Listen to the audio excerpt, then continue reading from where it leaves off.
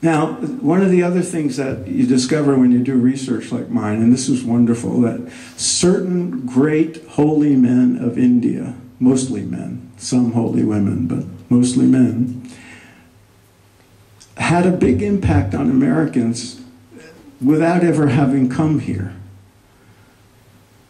because of the people they influenced in India and who brought their teachings here. One of them was Ramana Maharshi. You all know Ramana. Ramana died in 1950, and he's probably better known now, 60 years later, than he was in the West at any point in his lifetime. No one knew who he was, although if you ever have a chance to go to a library and look in the May 1949 Life magazines, you will see a 12-page story about Ramana Maharshi called Holy Man, with wonderful photographs like that one, and a great commentary written by a guy who went on to do a commentary on the Gita. But no one knew. People who read Somerset Maugham's Razor's Edge, which was a very popular novel, there's a guru character in there modeled after Ramana, but people didn't know that. But now, that picture is probably on more altars in America and more bookshelves and desktops in America now than ever before, because of all the people who have discovered him and his teachings over the past decades. And the other great one, who has had a big impact on America, is, he also passed in 1950, is Sri Aurobindo. You all know who, right? How many? Okay. One of the giant minds of Indian history. Now, how he influenced America is a very interesting little chain, and one of the more enjoyable aspects of the book that I wrote about, and we don't have time to go into all the fun details. But in the early 1950s, Michael Murphy, who's now 80, was a student at Stanford. And he stumbled into a class where he heard about Indian philosophy. And he said when he heard the word Brahman, his whole life changed. And he got totally absorbed. He changed his major from pre-med to something else, psychology or whatever, philosophy, studied a lot. And then after graduating, went to India to the Sri Aurobindo ashram. Spent over a year there and came back feeling a sense of mission to start an institute that would, as he put it, combine the best of the East and the best of the West in the exploration of the higher levels of human potential. That became the Esalen Institute. How many know about Esalen up in Big Sur? How many have been there? No, I see. You can always tell there's an old hippie in the room. And Esalen has been doing that for almost 60 years now. Or 50.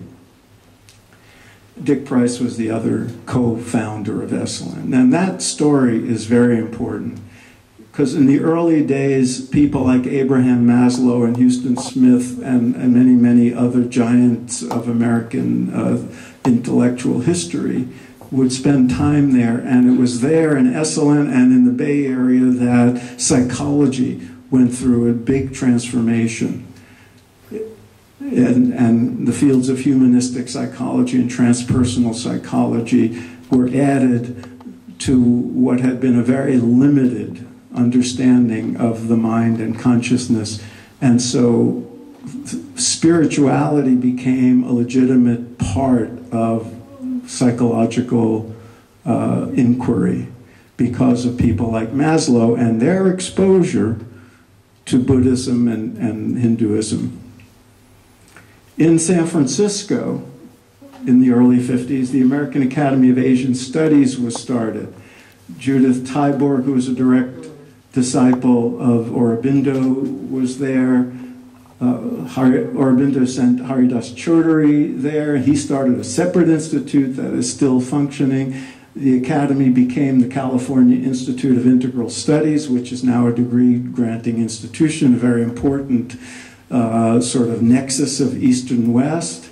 And the person over here is Alan Watts, who came to San Francisco to join that group and went on to become probably the best known translator and interpreter of Eastern religious teachings, especially in the 60s and 70s, and quite a character.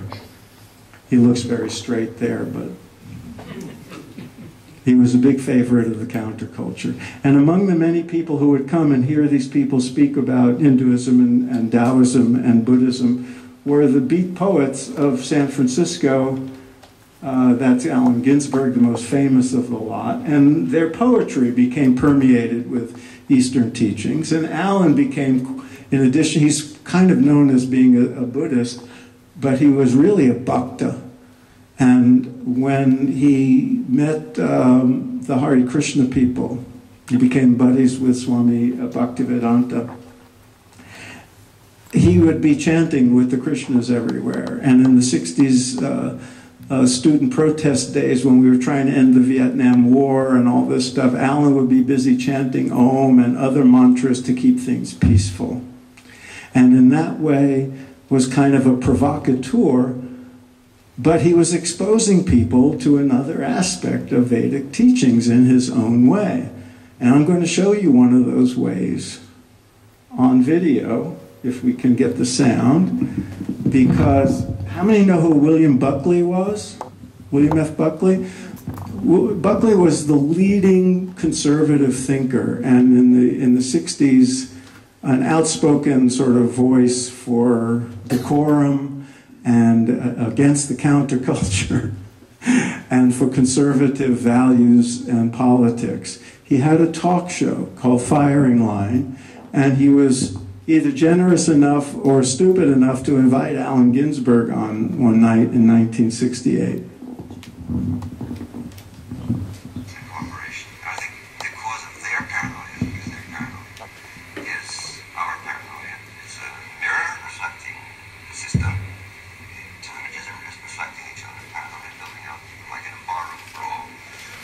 Thinking in terms. You keep this up, I'm going to ask you to read more poetry. Interested in politics. This is the important part. That's a language. I come from an old tradition. So, you know the Hare Krishna chant. No, go ahead. To the preservation of the universe instead of its destruction. Krishna returns in the Bhagavad Gita every time there's a flood, fire, original sin leading to atom bombs.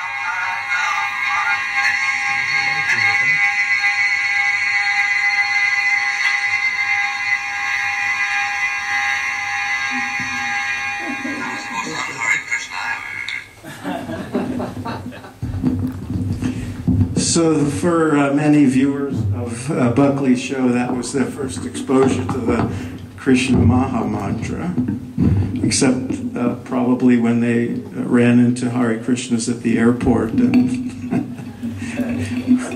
to their dismay. This brings us to the 1960s, which was a watershed moment in American history. That is, there was a lot of craziness and a lot of ridiculousness and a lot of destructiveness, but it was also a time of spiritual revolution, and India was a big part of it. in superficial ways, because people were lighting sandalwood incense and, you know, putting Krishna posters on their walls, but also in deep and profound ways, because books were being spread around. And people were taking a lot of drugs and wondering what was going on when they did. And everything pointed to India and the teachings of the Vedas about higher consciousness and spiritual attainment. And for those of us who were serious about this, that's where we ended up. And a big part of it came through music.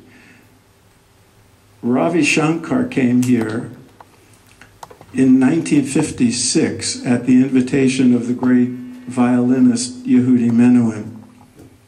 I won't play the music because we're running low on time, but they recorded together a wonderful album called West Meets East, which you can still buy, which won a Grammy Award of all things. And Yehudi Menuhin introduced Ravi Shankar, and for a while it was just classical music people who knew who he was. And then modernists like Philip Glass met him and recorded with him, and jazz musicians like John Coltrane and his wife Alice Coltrane. They became so close to Ravi Shankar, they named their son Ravi. They became very serious practitioners. John Coltrane died, and Alice went on to become a Swami herself and had her own ashram in Malibu until she died a few years ago. And they became emissaries for these teachings in the worlds where they were very famous in jazz and modern popular music. But this is the real turning point when George Harrison met Ravi Shankar. It's a wonderful story. He first was exposed to the sitar on the set of a movie the Beatles were making, and he wanted to know more. And eventually he put sitar music on the song Norwegian Wood. It was the first time most people heard a sitar. Then he got to study with Ravi Shankar. He went to India. Ravi Shankar told him, if you're really interested in this music, you have to understand where it comes from. And that's when George became a very serious seeker and practitioner. And the rest is history. Because this was really a serious transition. And of course, Ravi Shankar went for a while to become almost like a rock star because of George Harrison, and was performing to thousands of people, and in many ways teaching them spiritual lessons in addition to just playing music. And then this happened in 1967 when the Beatles met Maharishi Mahesh Yogi in London, and that everything changed.